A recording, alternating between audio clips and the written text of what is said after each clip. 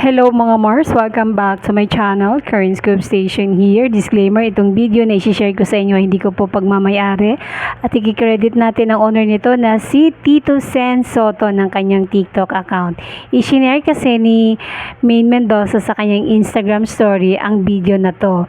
Na sila ay kumakain, lahat ng staff, Legit Dabber Cards and TVJ. Sila ay kumakain at may lechon, tumayo si Maine. Ay nutusan ni Tito Sen, ninong ni Maine, si Maine na bigyan nga daw siya kung anong meron daw siya. Ngayon, biniro pa ni Maine ang tanlad na yun na lang daw ang meron mga Mars.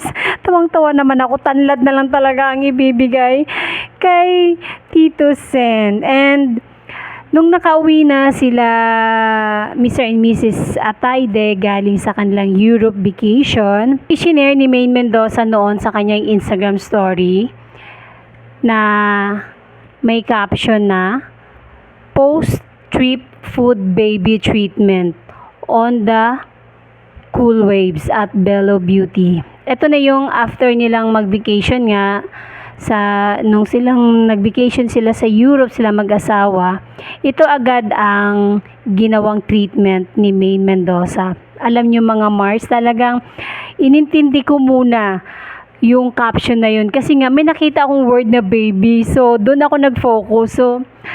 Pero inisip ko naman, bakit naman sa Bello? Yun pala, post-trip food baby. So nagpatunaw po ng mga kinain si Maine Mendoza nung sila ay nasa Europe mga Mars. Ayun, para mas mabilis,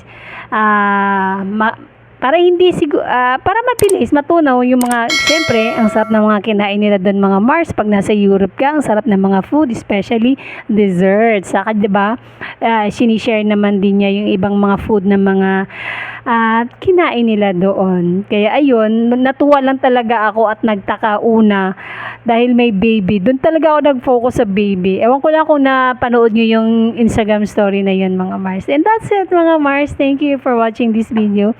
Please like, comment, share, and subscribe for more scoops. Bye!